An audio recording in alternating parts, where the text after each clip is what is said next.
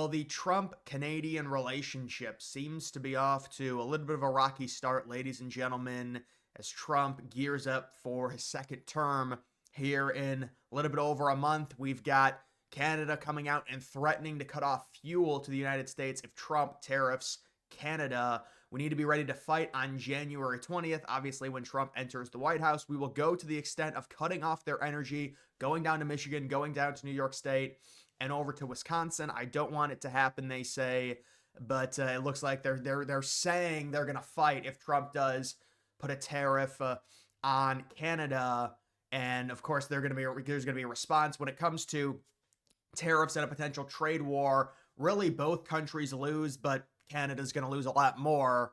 Of course, they have a smaller GDP, a smaller economy, so the ripple down effect is going to be much more dramatic within their economy relative to the United States, who's so massive and who doesn't have this crazy reliance on the Canadians for energy.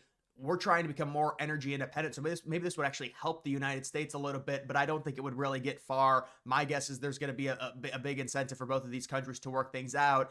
I would say this is more so geared towards Trump trying to create leverage over Canada as we come up on the 2026 renegotiation of the United States, Mexico, Canada free trade deal. That would be my expectation when it comes to a potential trade war or tariffs on Canada.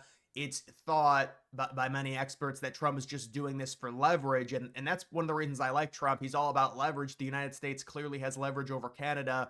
The idea that the United States would fall short of an overwhelming win in terms of trade negotiations is simply unacceptable based off of our leverage over Canada, based off of our military. It simply cannot happen. You know, fair versus acceptable are two different things. If you want to have a fair trade deal with Canada, we really don't need to have a fair trade deal with Canada. Again, because we have way more leverage than them. If things get really bad, the United States can survive without Canada. Canada cannot survive without the United States. And if they somehow did, the United States physically could stop that from happening. So, and that's really what it comes down to when it's Trump. Trump understands the leverage that the United States has over Canada. So why don't we take advantage of it? Why don't we use it? The left will say, no, this is bad. This is what Canada is banking on. They're saying, well, a lot of the citizens within the United States are going to put political pressure on Trump to stop the tariffs if Canada tries to shut off energy to the United States and make Americans' lives worse. And then you get the liberals on TV guilt-tripping Trump saying, look at what you've done. That's what they're hoping. But in general, I think this is something to where both of these countries are going to be incentivized to work something out with the tariffs and with the response from Canada. And this is more so geared to 2026 and when they renegotiate that trade deal with Mexico and Canada. I'll be very interested to see what Trump does in those renegotiations, because you would think the United States should by far get the best deal of that. Not really a fair deal. We don't need to do a fair deal. You look at the United States military versus Canada and Mexico. We want to have a cordial relationship with those countries for sure. You have to. I mean, they border us.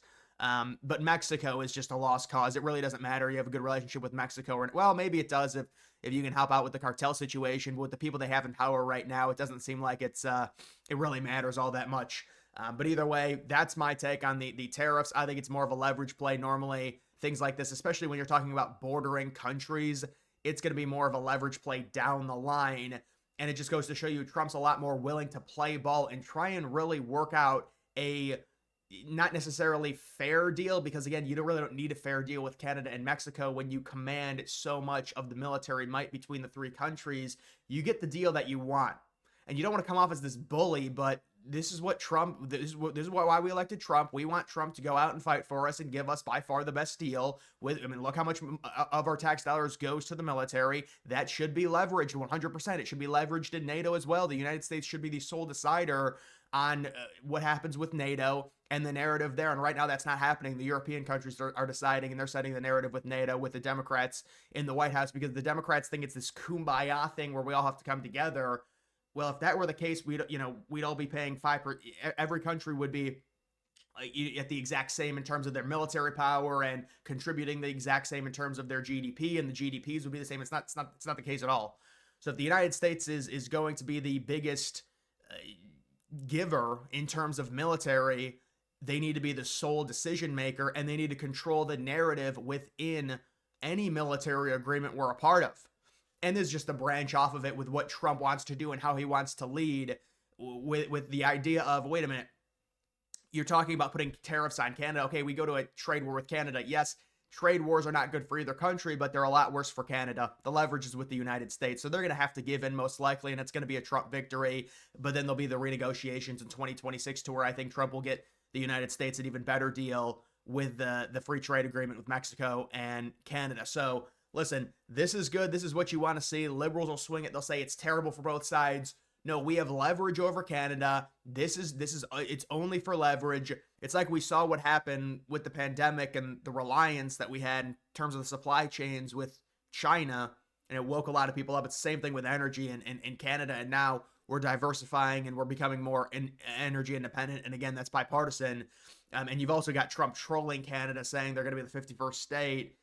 We wouldn't really want that. We you know, when you look at Canada, you take them on as a territory, if anything, but it's just a hard thing to do. Most Canadians do not want to be part of America. And what would their representation be? They would basically be a puppet state, because you wouldn't want a situation to where all those people start voting. I mean, they're very, very liberal. Alberta, Saskatchewan are a little bit different, but most of those provinces are extremely liberal, and they would vote Democrat 100%. And so, even some of the Republicans in that country would vote Democrat. So you would take them on as a territory of anything. I would say take the 3 northern provinces if you're going to take anything. It's more of an Arctic play. It's for natural resources, but that's just my opinion on that. And then you also do have Trump being asked by Time. He was named the Man of the Year, or the Person of the Year. Is it man or person? You know what? They changed it to person from man, because man is offensive, I guess. Remember that? Yeah, that is true, now that I remember it. But he was asked about Kamala Harris's worst mistakes during her campaign. Trump on her top mistake, missing the assignment. I think that when she wouldn't talk to anyone, it shone a light on her. She didn't do anything, and people said, is there something wrong with her? Well, Trump is right here in the sense liberals have been trying to, a lot of people within the Harris campaign, they'll come out and they'll do these talk shows, or they'll do a podcast after the fact, after Harris lost, and they'll be like, the media didn't give us a fair shake. She was out there doing everything every day, and it's just not true. Remember, she went 2-3 days sometimes without doing a single public appearance, which is mind-blowing considering she didn't even run a full campaign. She came into this in mid-July. You would think she'd be guns blazing every single day. She would outwork Trump. Trump outworked her while campaigning more and starting way earlier, and also going through an entire primary process with rallies as well. And then these just idiot Kamala aides are like, she works so hard. She did one interview every week. I mean, that's what it's like. Jeez, but these people, they never learn.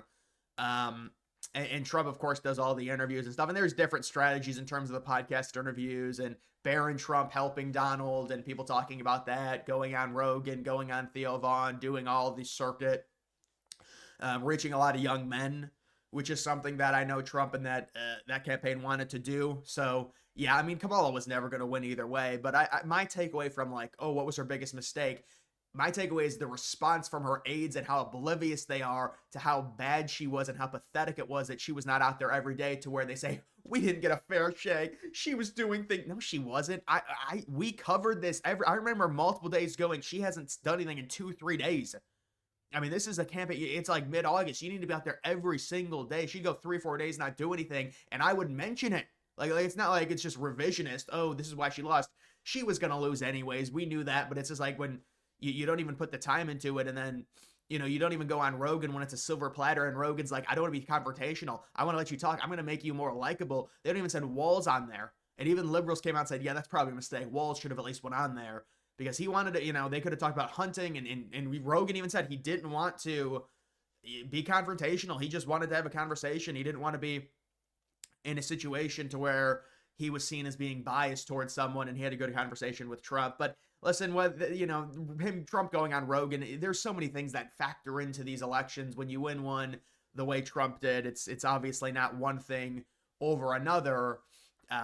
You could argue the biggest thing for the Democrats was Biden and his horrible debate, and then on top of that, Biden endorsing Kamala when It's been reported a lot of the top Democrat brass didn't think that was going to happen, and they were going to be able to kind of handpick whoever they wanted, which honestly I think probably wouldn't have went well for them either, because then it's just an elitist shrine. Who do we want to pick?